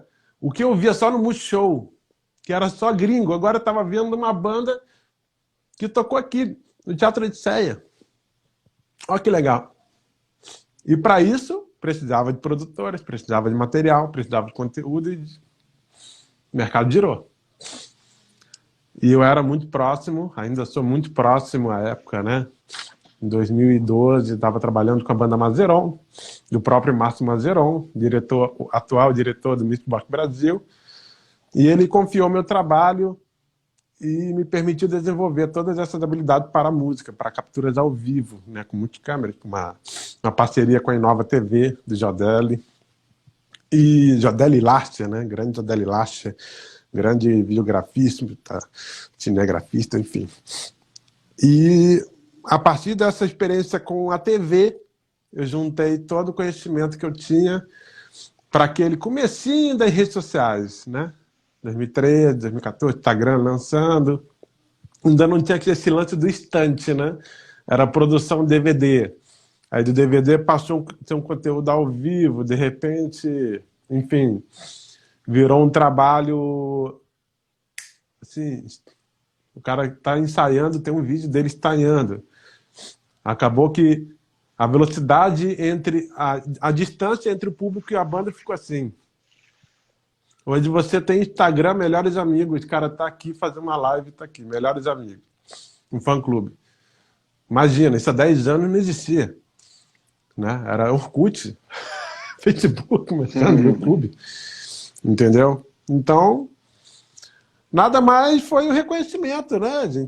Em 2014, eu fiz a minha primeira empreitada, né, como uma produtora, realmente. Em 2012 a 2014, a Apta Produtora. Devo a Priscila Reis, uma principal parceira de trabalhos. A gente começou, fez bastante coisa. E aí, em 2015, voltei ao freelancer, dei vazão a projetos pessoais, fiz um documentário sobre a cena independente do Rio de Janeiro, a parte de rock chamada Cena Sobrevive, que era um contraponto a um movimento que estava acontecendo aqui chamado A Cena Vive. E eu me questionava, será que ela está vivendo mesmo? Será que é uma coisa muito emergente? Né? Assim que, como eu vi em 2008, em 2012, 2014 estava surgindo de novo. Aí foi uma época que eu estava rodando bastante o Brasil, conheci coletivo de produtores no Brasil todo, Manaus, Fortaleza, João Pessoa, fizemos um piloto em João Pessoa, inclusive, e comecei a acreditar em projetos pessoais, exposições, por exemplo, o Ao Vivo Sem Cores, que é um catálogo só de fotos em preto e branco, valorizando o trabalho de iluminação cênica, né? Uhum. E comecei a trabalhar focando na música. Eu trabalhava muito para as bandas, mas eu comecei a estudar música, né? Literalmente, teoria. Tipo, pegar uma partitura, começar a editar vídeo com as partituras. Então, entender o arranjo da pessoa, entender o arranjo do som que vai ser filmado, que vai ser fotografado, beleza. Na segunda vez, tem um solo do saxofonista. Aí o cara olhava assim para mim, mas você toca também? Ah, sou músico, eu toco baixo e tal. Talvez você conheça meu pai, né? É aquele texto pronto, né? Quando a pessoa não me reconhecia, eu fazia a reconhecer. E, de repente, eu comecei a fazer aquelas 60 bandas que eu fotografava numa noite, eu reservava energia para uma só. E essa banda fidelizava um trabalho, os músicos faziam divulgação, e aí um trabalho de quantidade se resumiu a qualidade. Você trabalhar com menos pessoas, mas de uma forma mais dedicada. Porque eu queria estar nos ensaios dos shows. Eu não queria apenas chegar 10 minutos antes de cochilo. Só que quando eu chegava no espetáculo, era palco desafinado, era mapa incompatível com o espaço. Aí eu falei, caramba, cara. Na verdade, eu tenho que me aproximar dos técnicos agora. Eu tenho que me aproximar dos produtores, eu tenho que me aproximar do mercado como um todo. Porque, assim, o show pode ser o mesmo, mas se ele for feito na Praia de Copacabana, ele vai ter um impacto, se for feito no CCBB, vai ter outro. Por que as pessoas optam fazendo Réveillon no CCBB? Então eu comecei a estudar o mercado, comecei a entrar em congressos de a Expo Music, né, uma grande feira de instrumentos musicais, que eu conheci os músicos.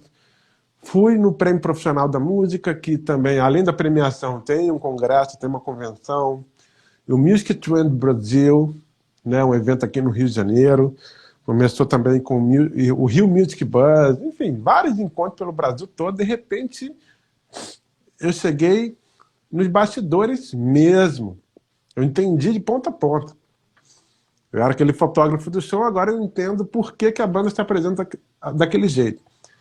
Então, juntei o network, o trabalho com a música e a produção de imagem como a minha assinatura. E por dentro, por baixo de tudo, a minha experiência tocando. Então, foi a criação do movimento Música e Imagem Juntas. Literalmente.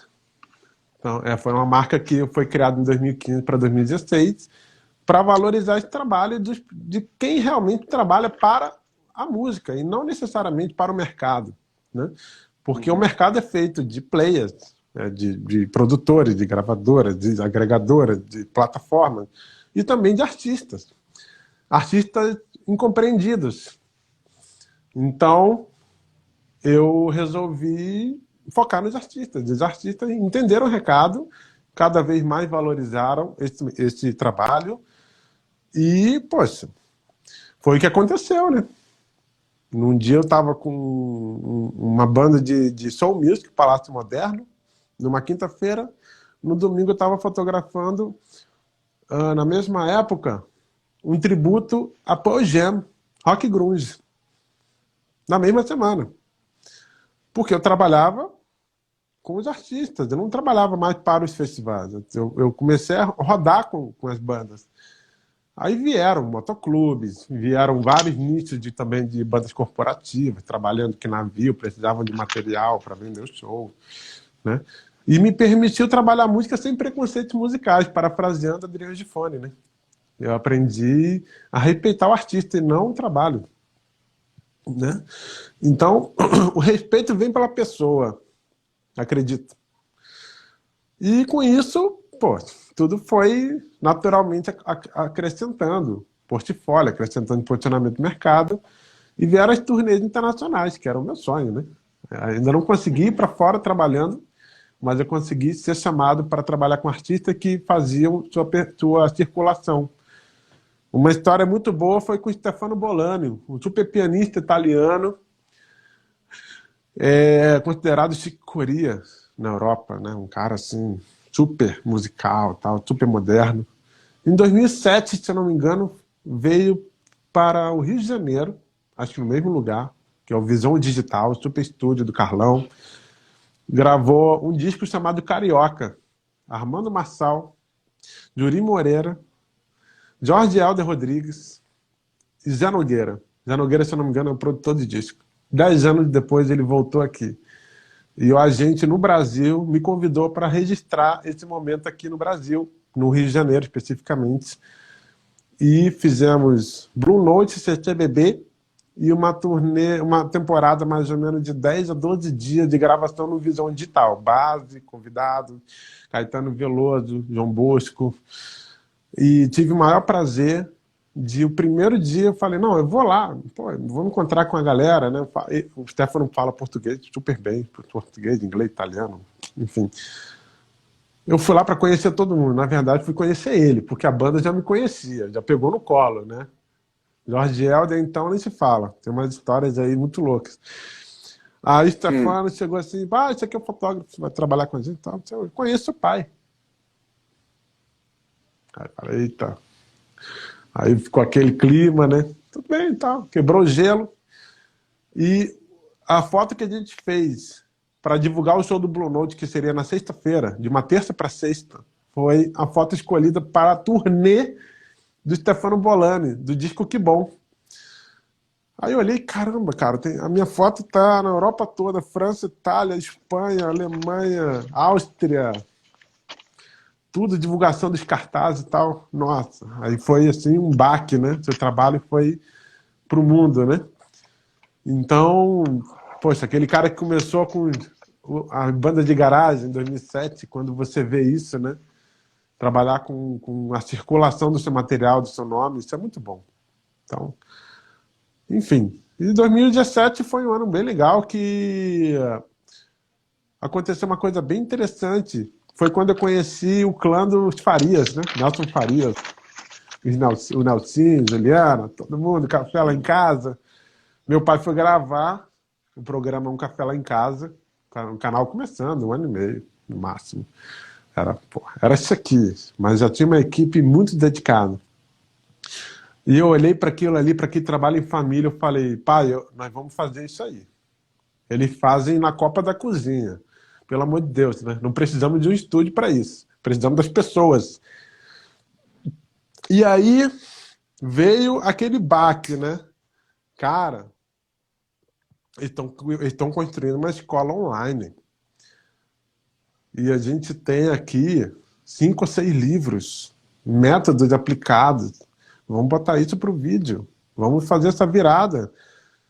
E a partir de 2017 para 2018, eu foquei todo o meu trabalho, quase todo, para o Adriano Gifone, meu pai, né? Foquei todo o trabalho para ele e estou desenvolvendo isso digital, mas não me impediu de trabalhar com outros artistas.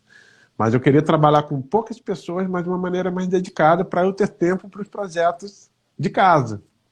Então, abri mão um pouco daquele volume, mas chegou num momento que, não, agora eu tenho que trabalhar com a prata da casa. Porque se não der, se não ter o tempo de divulgação, o tempo de dedicação, a coisa não anda, né? E, poxa, tive o maior prazer. Oi? Desculpa te interromper. Esse trabalho com seu pai, o que você tem desenvolvido? Enfim, conta pra gente aí. Cara, esse trabalho com o Adriano. É um trabalhão, viu? Imagina. Eu contei aqui na minha cabeça rapidamente 7 livros. Só que assim, não são 7 obras diferentes, né? Não são 7 métodos, são basicamente 2 métodos em 2 volumes e livros específicos e tal. Como transformar isso numa coisa acessível para todo mundo, literalmente, né? Porque a publicação editorial ele é limitada, né? Então a gente fez um projeto assim, vamos passar para o audiovisual, né? E o primeiro desafio foi entender sobre o mercado digital, o marketing digital, né? Eu aprendi, digamos, produzindo para outros que lançavam. Agora sou eu que estou lançando o Ekpass Adriano Gifone. E agora? Como é que funciona isso? Eu sei que é uma coisa explosiva, mas como operar? Como fazer direito? Fazer a Vera mesmo. Então, cara, comecei a estudar, comecei a pesquisar, comecei a ver métodos, comecei a ver estudos sobre lançamento digitais e começamos a filmar todos os livros, todos os métodos e livros de estudos já testados, já vendidos, para que, de uma forma, esse material atingisse outras pessoas sem estoque, sem limites, sem frete. Simplesmente um login, uma senha e o cara estuda. Né? Qualquer pessoa no mundo pode estudar com Adriano Gifone. E essa era a meta que a gente tinha. E assim, se dependesse da humildade dele, da posição super altruísta dele, de se doar, né? De ficar uma aula de 50 minutos, de repente dá 1h20, ele ainda está lá com o aluno. Né? Ele gosta de fazer isso. Só que ele precisava transformar esse trabalho que ele fazia com muito amor em dinheiro. E eu fui essa pessoa responsável por esse trabalho que nós estamos engateando agora. Né? Estamos fazendo os lançamentos dos cursos. Em 2018 nós fizemos um DVD, né? O DVD Caminho do Som, de Adriano Gifone. Ainda está inédito. Nós fizemos só um lançamento da música por Menesca, porque em 2018 o Menescal, Roberto Menescal, grande mito da bossa nova, grande ícone da nossa música, fez 80 anos. E eu participei do projeto Roberto Menescal 60 anos, Dia do Sol, se eu não me engano. Não lembro o nome do projeto em si, mas fotografei o CCBB aqui no Rio de Janeiro. E a gente lançou para o Menesca no dia do show que a gente fez no Rio de Janeiro. E é um DVD super legal, todo instrumental, com uma banda daqui, uma banda que acompanhou muitos anos. Ainda estamos aí, estamos preparando um super lançamento aí para TV e tal, internet. Mas, enfim, em 2018 coexistiu o meu trabalho com a música, né, tocando com Volkswagen, um trabalho de folk rock bem legal. E eu fiz essa transição para trabalhar com o meu pai e, ao mesmo tempo, tocando, experimentando o palco pela primeira vez, né? E aí eu fechei a última lacuna que faltava, ser o artista. Já produzi, já vendi, já fiz material, já fiz videoclipe, mas eu nunca fui o artista no palco. Pela primeira vez eu consegui. E isso dava toda a diferença possível na hora de trabalhar com meus clientes de show, de coisa. Porque eles sabiam, não, mas ele já marcou ensaio, ele sabe como é que é. Ele sabe que na hora de viajar tem que ter um amplificador mais prático. Ele está na estrada, ele sabe. Eu escutava isso e ficava muito feliz, né? Finalmente eu consegui ir para a estrada. E meu pai, imagina, né? Pô, ficou super orgulhoso, né? Ter finalmente o trabalho de produção voltado para cá, né? Fez 60 anos em 2019, 40 anos de carreira, aquele número mágico, 100, né? E aí, caramba, agora a gente tem que fazer isso para frente, né? Ele merece. Então, muito bom. Legal, e você, no seu trabalho musical, você toca contrabaixo e canta, não é isso? Enfim, como é que é a sua atuação agora como músico? O trabalho com B2 regional foi um divisor de águas na minha carreira. Foi simplesmente o show de uma banda cujo conteúdo todo de divulgação visual, logo, release institucional foi feito por mim de 2017 até 2019. Em 2019, o baixista convidado, né, deste duo começou a ter muito problema com datas, alguns projetos autorais para os quais ele estava sendo convidado. E aí os dois olharam para mim, e aí, Vinícius, sobrou você. Você é o cara mais preparado que ainda não tocou. Só que era um show de acústico.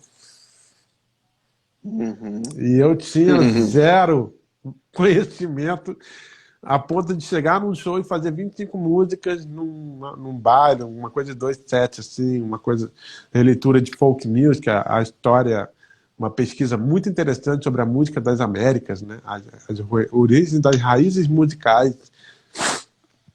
É um trabalho, basicamente, que consiste a pesquisa das origens da música lá na América do Norte e aqui no Brasil.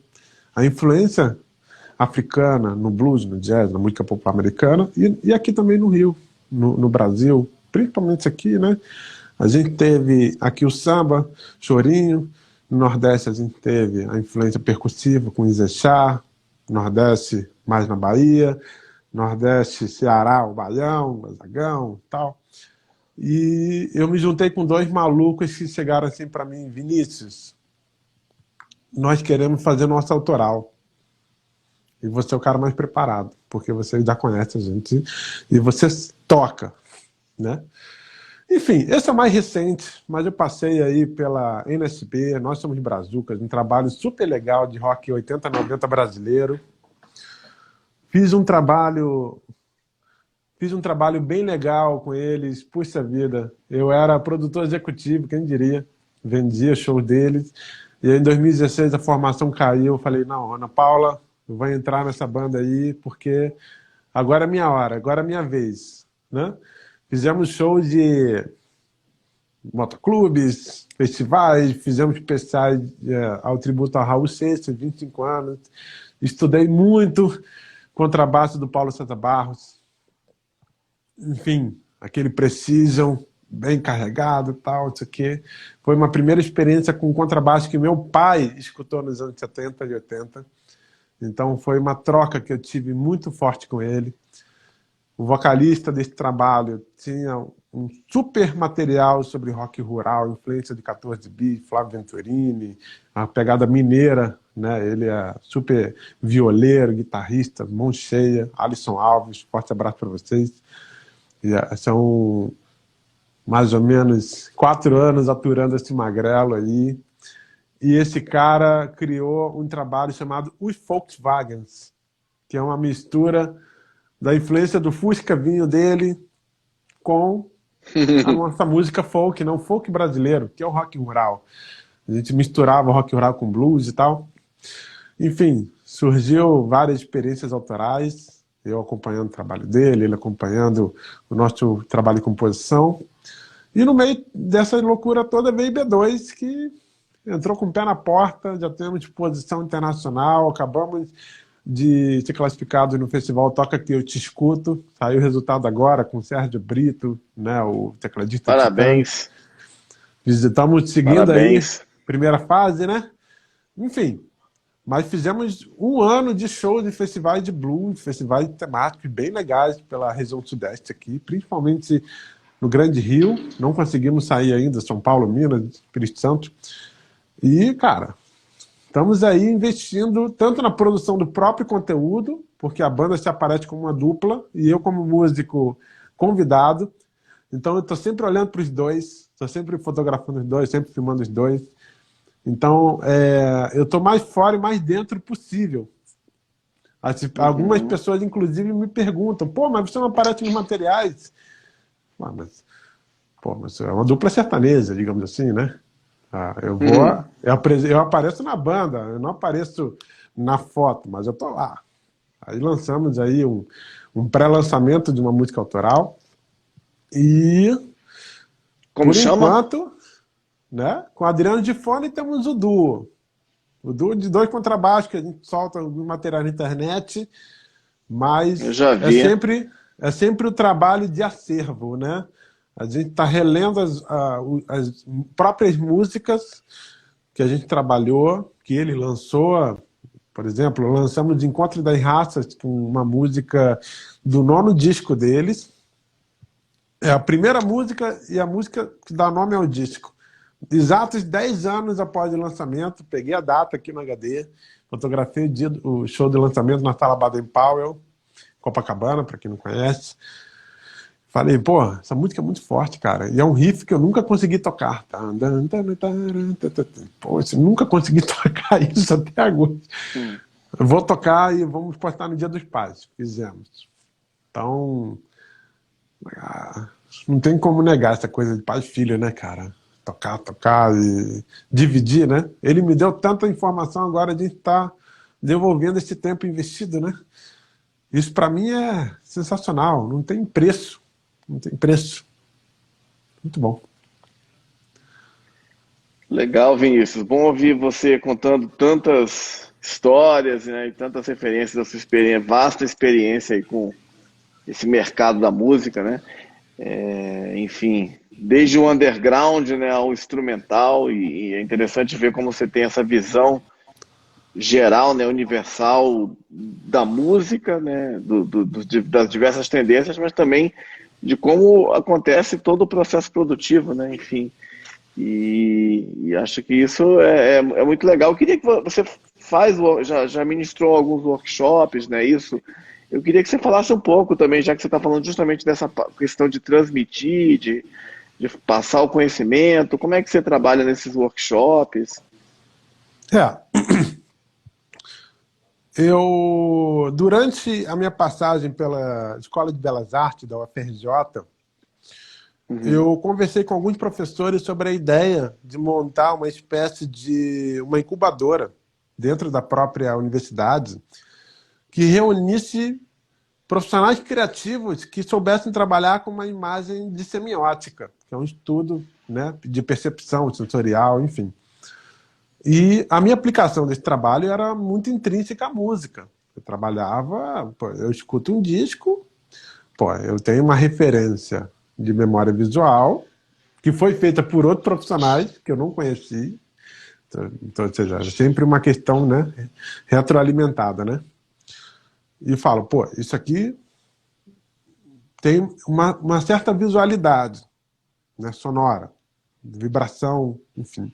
Esse trabalho é passado para um referencial do mercado, vamos supor, rock grunge, quadriculado, camisa de flanela, né? Sempre uma questão muito fria, vem de Seattle, né? Estados Unidos, né? Quase lá no Canadá, tem todo um histórico de música de protesto, né? De 90, de anos 80 para 90, né?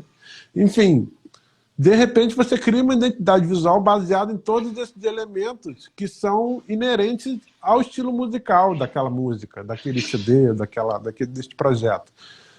A capacidade de juntar todos esses elementos de comunicação era uma proposta que eu estava levando para futuros colegas meus, futuros estagiários, ou coisa do tipo da minha produtora, que eu tinha em 2014. A produtora parou, eu saí da Apta, mas comecei a desenvolver essa ideia, comecei a pesquisar e tal. Quando veio o movimento Música e Imagem Juntas, eu simplesmente falei, cara, tem pessoas que querem trabalhar com o mercado da música, querem trabalhar com o audiovisual, querem trabalhar com a imagem, mas não tem a ponte. Simplesmente não sabem como se dirigir aos artistas, aos clientes, a parte corporativa do negócio e a parte artística de trabalhar um videoclipe. Hoje o mercado é audiovisual. Era áudio até a década de 70. De lá para cá veio videoclipe, cinema e tal. 50 anos depois, um artista que não se lança com vídeo é um artista que morre, infelizmente. Nem que esse vídeo tenha uma foto, mas se não for no formato vídeo, ele tem um alcance de redes sociais muito menor. Então, o mínimo formato de vídeo é necessário. Imagine transmitir isso para um cara que está saindo de uma universidade ou de um curso técnico de design, de comunicação, mas chega no mercado que você precisa, além de entender técnica de produzir a imagem, você tem que interpretar o som, entender de música. E essa conta não fecha, porque não há uma metodologia tão canalizada para isso.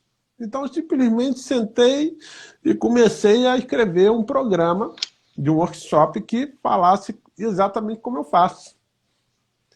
Só que, assim, eu não podia segmentar esse conhecimento para quem teve o mesmo berço musical, a mesma sala que eu escutei rádio aqui todos os dias, né? Eu tinha que generalizar isso, mas de uma forma que eu transformasse música em matemática. A pessoa não entende compasso, mas a pessoa sabe o que é isso aqui. Ela sabe, ela entende a pulsação. Se ela entender a pulsação, ela pode separar em compassos, em barras. Essas barras estão atreladas ao segundo, tempo, compasso. Opa, segundo. Segundo eu entendo. Está lá na minha planilha de edição. Começa no 0 e vai até o 10. Do 0 até o 10 eu posso ter 2, 4, 5 compassos. Eu divido a minha música. Aí, de repente, isso vira uma metodologia para otimizar edições de vídeos musicais. Isso foi colocado num workshop que eu estou oferecendo para escolas técnicas. Inclusive, estou começando hoje a primeira produção de conteúdo sobre esse movimento de produção de imagem para música. Estou gravando aqui simultaneamente e tal. E fico muito feliz porque, ao passo que eu estava começando a me posicionar como uma pessoa que transmite conhecimento, assim como meu pai, eu tive a pandemia para focar esse esforço de EAD totalmente para ele e começar a embrionar o meu trabalho como instrutor, como tutor, né, para novos profissionais. Porque é muito difícil encontrar pessoas qualificadas para formar uma equipe de filmagem, por exemplo. Existem câmeras, mas será que existem câmeras para trabalhar para o palco ou simplesmente operadores? Operador tem muito. Operador que sabe fazer transição, não tem. Uma equipe para chegar numa mesa, 5 pessoas. E aí, o que você entendeu desse som? Ah, ele é pesado, ele me remete a coisas do passado. Isso são ideias. Ideias vagas sem tangenciamento não funcionam. Então, eu mostro dentro deste workshop bem intensivo, uma proposta bem rápida de 2 horas, um processo de alguns artistas, making off que eu fiz de alguns artistas, e depois a gente vai para um palco, vai para um estúdio, para produzir alguém que realmente esteja precisando. Só que esse processo se torna uma espécie de mentoria. Para quem está trabalhando lá, eu estou observando o processo todo e eu vou de ponta a ponta. Só que essa ponta não começa na pré-produção. Essa ponta começa na pré-produção da música, da composição. Então eu estou tentando pegar alguns processos de criação da música, ou seja, o pré-produção, para chegar na hora de planejar a filmagem, produzir material e lançar esse material. Esse conhecimento de ponta a ponta foi o diferencial que eu tive com o meu trabalho até hoje. Não foi conhecer a partir da produção da fotografia, foi entender por que a fotografia é importante para o mercado. Por que ela é importante para, digamos, para que a fotografia serve para o mercado da música? Que, bom, mas a fotografia não tem som, será? Será que uma foto não consegue resumir o que você está tocando? Eu me fazia essas perguntas. Eu respondo, sim, elas podem. Tanto podem que eu tive depoimentos muito legais. Pessoas que, caramba, você pegou o bem de mais difícil que eu consigo fazer na nota de guitarra, de solo, assim. Aí eu falei, ué, mas por que foi mais difícil? Ah, pô, cara, eu tava fazendo uma corda 012 pesadíssima e um luthier. Não, pô, trocou para uma 09, eu vi lá você trocando a corda e tal. Aí eu falei, ah, pô, caramba, você tava lá, a gente gravou no estúdio e tal, né? E, bom, basicamente, música e imagem juntas é um movimento que virou um workshop de produção de conteúdo, mas ele permite que de uma maneira rápida ou extensa, né, em aulas, né, bem divididas, bem especialistas, qualquer pessoa interessada em trabalhar com a produção, não necessariamente fotografando, ou seja, a direção de arte, por exemplo, uma coisa que passa em off, né? Qualquer pessoa que esteja interessada em pedir ou fazer parte desse material, ela vai saber como fazer, né? Ele é abrangente, ele serve para o músico, para ele pedir para outros. Ele serve para o próprio produtor, para ele entender até onde ele pode chegar. Ele serve, por exemplo, para um curador de projetos culturais, que ele vai entender que o trabalho de imagem tem valor de produção, né? Quantos vídeos feitos na pandemia, Marcelo, você já viu que pareceram caseiro demais e outros nem tanto, né? Poxa, mas o cara gravou de webcam.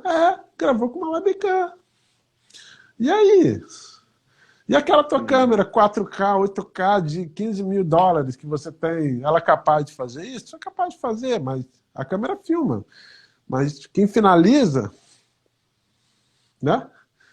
Então, eu vi uma demanda muito grande, Marcelo, porque eu não consigo achar nem meus colegas para trabalhar comigo.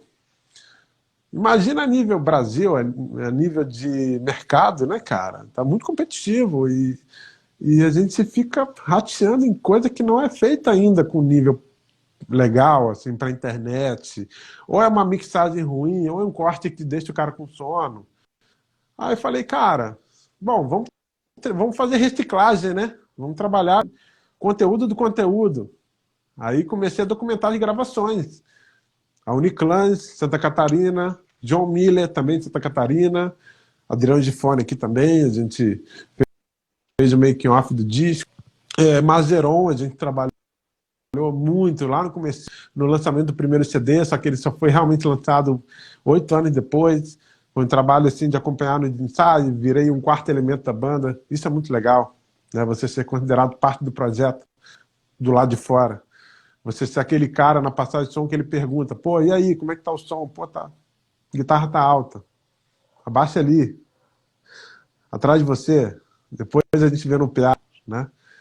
Então, é um conhecimento 360, sabe? Que a gente precisa no mercado. Eu tento passar isso nesse workshop, entendeu?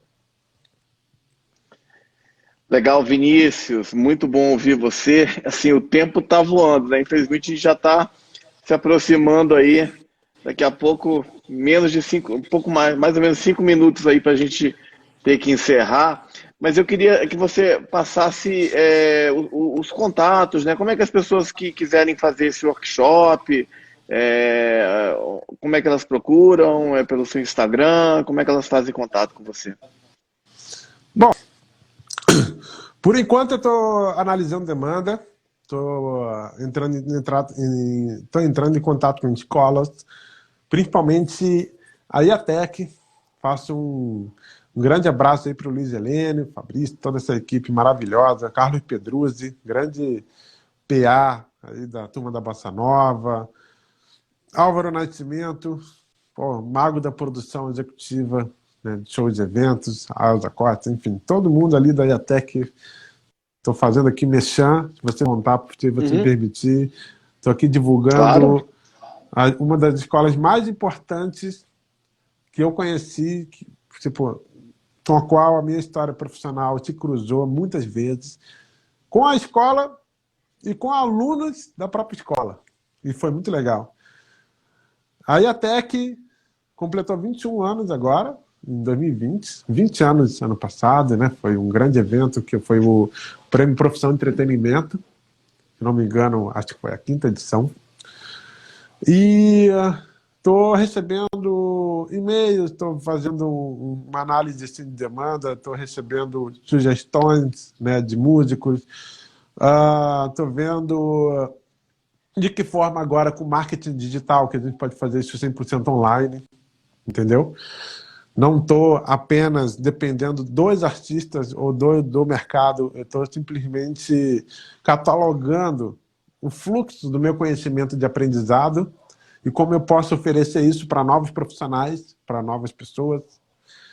Para quem quiser conhecer meu trabalho, viniciusgifone.com.br, e lá você tem o acesso ao meu portfólio fotográfico e audiovisual, principalmente, embora eu tenha feito capas de CDs, fiz institucionais e tal, mas é um trabalho que eu apresento depois, né? E tem um resumo lá, tem uma proposta, um PDFzinho lá do workshop, você basta dar uma olhada no programa. Se você tiver interesse, eu estou aqui disponível para aplicar em festivais de música, né? Semanas Internacionais da Música aí, que acontece ano a ano, grande Fabiana Batista, São Paulo, assim, né? Famosa assim.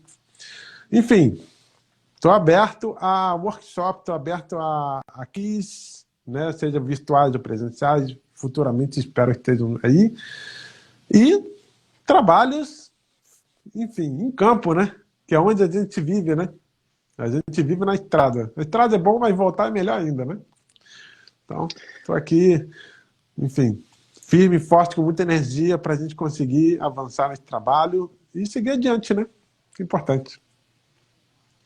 Legal, legal. Foi, assim, muito bom estar aqui nessa noite de quarta ouvindo o Vinícius Gifone falar sobre a vasta experiência que ele tem no mercado da música, como fotógrafo, como produtor de conteúdos, como músico, né? Como alguém que tem uma visão global da música, dos mais diversos aspectos, da direção do palco, da direção artística, da gravação, da foto, da divulgação, das redes sociais.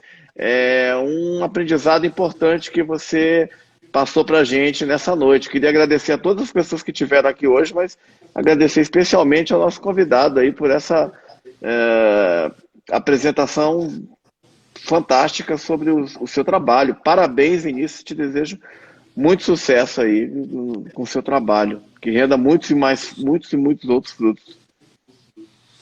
Pô, eu agradeço pessoalmente a você, Marcelo. Saiba que o espaço que você está abrindo agora, né, em tempo de Opa, deu pandemia. uma congeladinha aí. Opa, Vinícius. Deu uma congelada e está acabando o tempo aqui. Mas, Vinícius, opa, obrigado.